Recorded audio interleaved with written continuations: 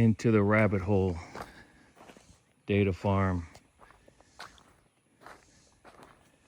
Sci-fi conspiracy theory.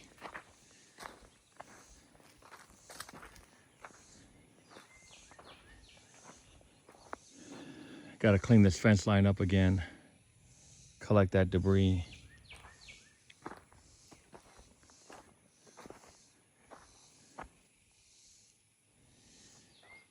It's really hot, humid.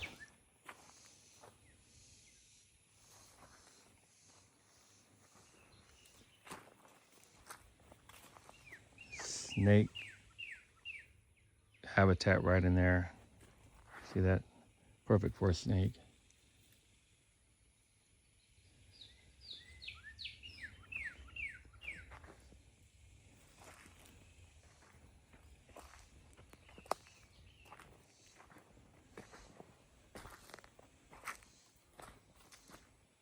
So this is after the heavy rains.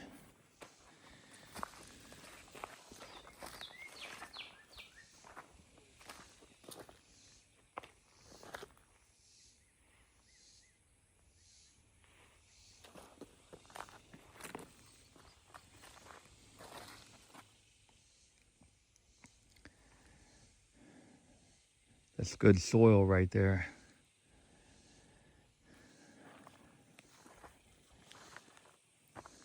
All right, so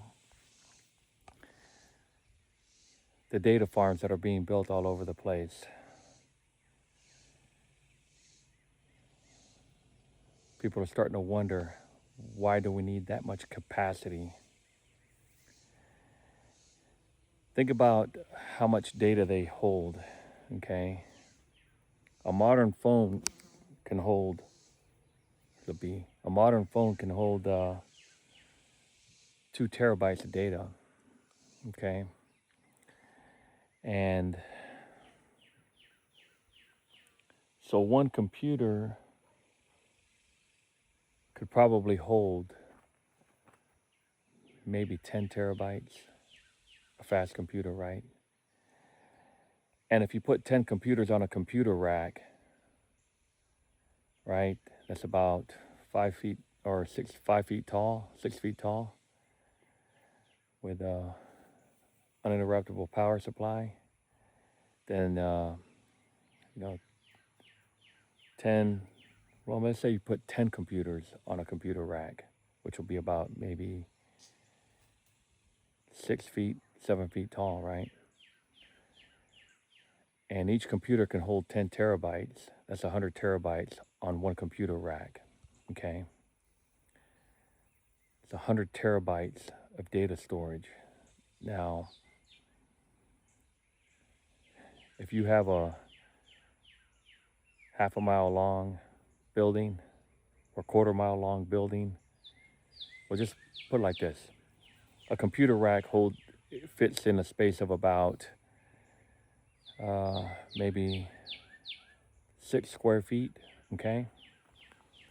So if you have a humongous data center, right, that's like a half a mile long, okay, ain't no telling how many millions of computers you could put in there. But what is the purpose of having so much data? They call it a data center. I'm calling it a data farm. And this is just my opinion on this subject, okay? Because I'm working on writing a book, a post-apocalyptic book. And you got to look at it from a sci-fi, science fiction viewpoint. Now, think about this, okay? When they built underneath the, well, there was a very important government building where they were building bunkers underneath the building in plain sight in the 50s, and they put it on the news. In the 1950s, 1960s, and they put it on the news. And it was actually, a bunker, a humongous bunker underground. But they built it in plain sight, and now they're building these data centers in plain sight, and they're telling you it's for AI to crunch data, artificial intelligence. But here's my take on the whole thing, okay? You got to put it all together, and I'm just surprised that no one's figured it out yet. But you got to put a whole bunch of, you got to put many different uh, um, disciplines together, areas of study to be able to figure this one out.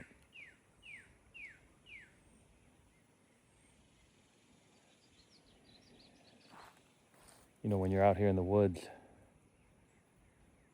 you got to be on alert all the time. But anyways, so you have these data farms. They're data farms. They're not data centers. My opinion, my viewpoint. Okay. Now I want you to put it all together. Think about it. Okay. So we have the supercomputers, artificial intelligence. Okay. Now you got to think about Star Trek. I know it's a fantasy traveling through the space and universe program, right?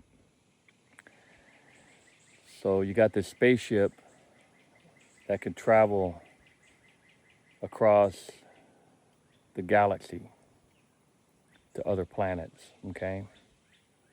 Think about that, sci-fi, Star Trek. Now, we don't have the technology to do that, okay? So you got to think about another discipline. Okay, we have the data storage now to store information, okay? Data farm, it's not a data center, it's a data farm, okay?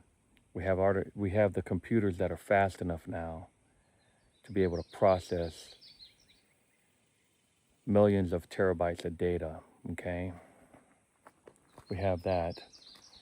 And an individual human, they might only be worth maybe 2 to 3 terabytes of data storage, okay?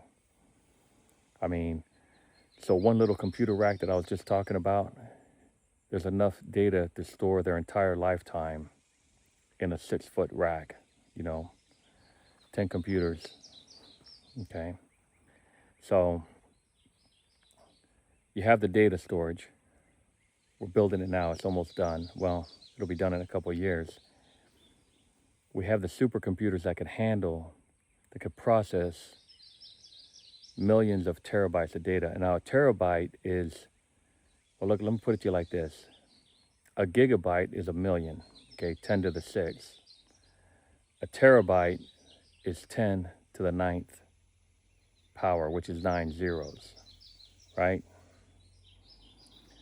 Okay, so you're going to have a million or 100 million terabytes of data, or a terabyte, 10 to the 18th power of data storage, probably a lot more. Now, but the thing is how will AI use the data? How can it collect that much data? What kind of data is it trying to collect? That's the big deal now. I want you to think about this, okay?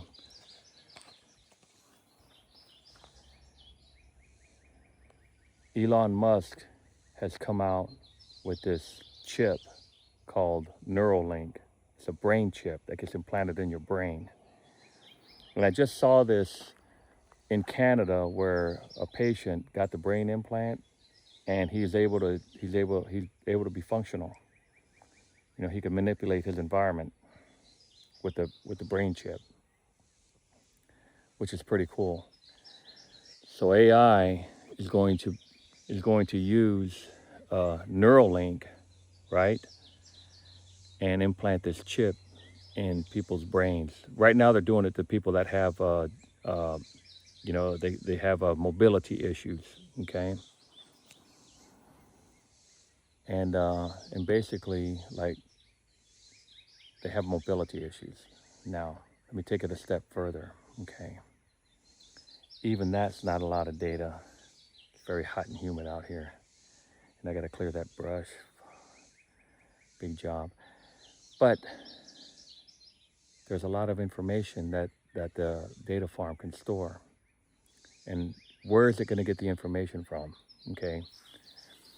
There's something else that Neuralink can do. Can't do.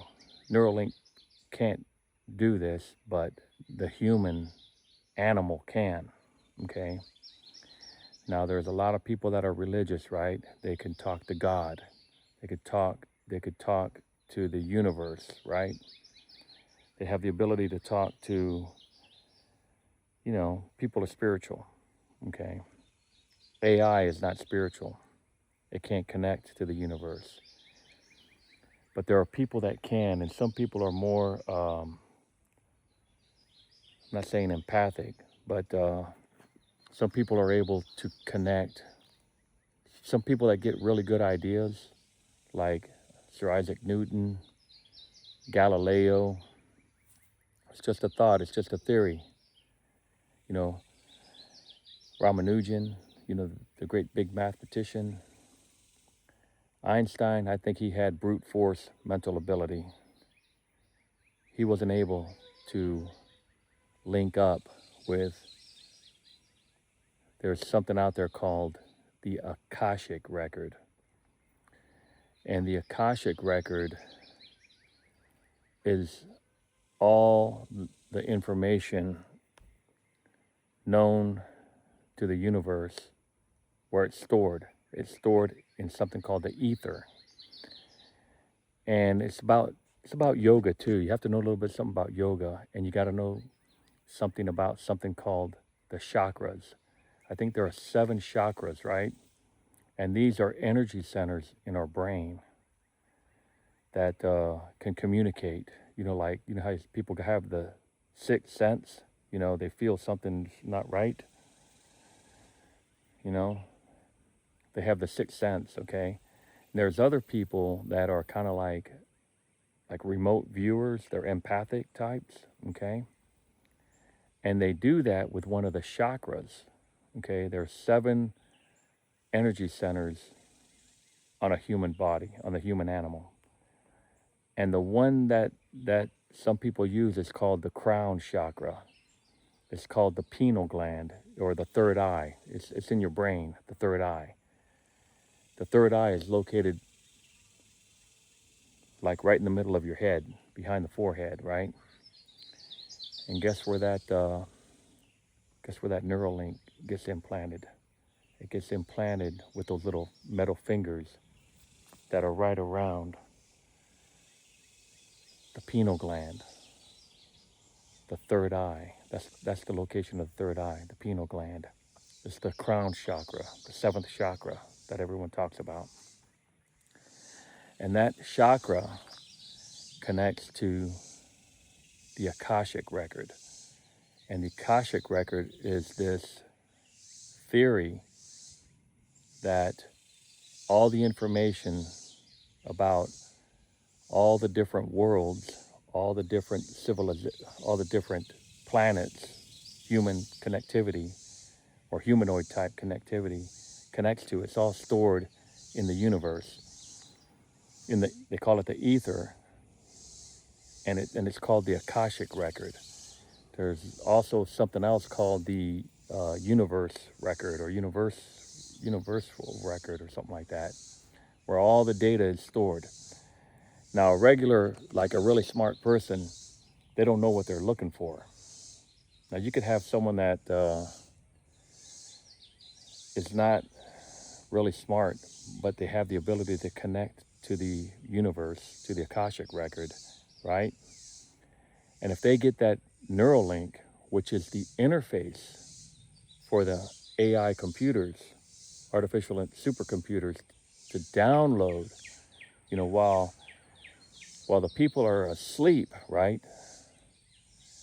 The neural link, which is the interface to the Akashic record, okay?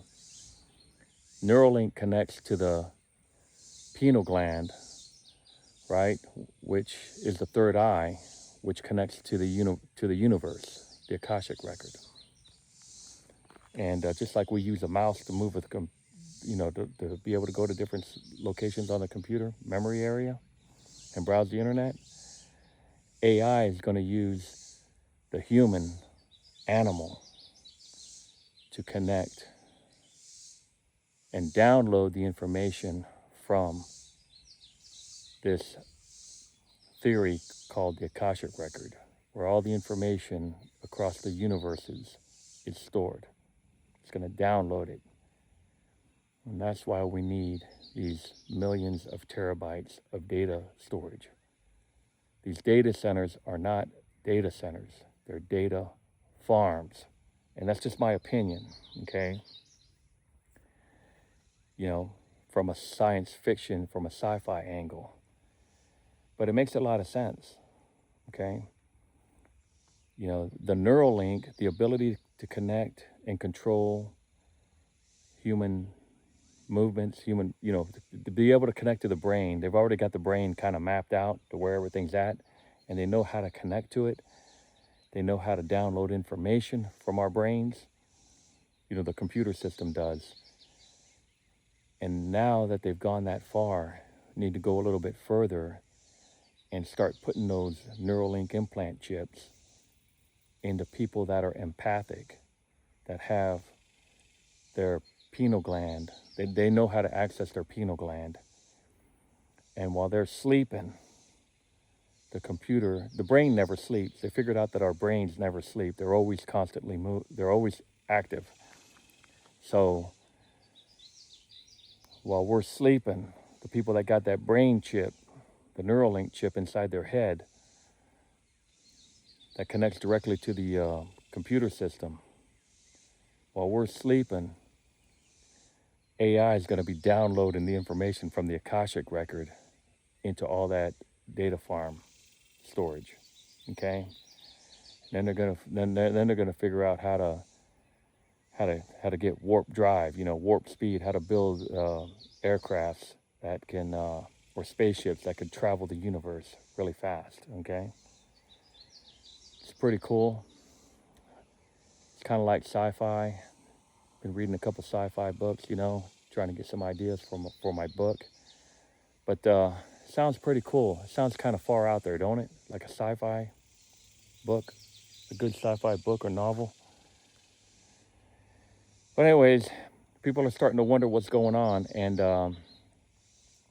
they're starting to introduce that Neuralink now because the data farms are getting built. So they're slowly starting to introduce data. They're in Canada.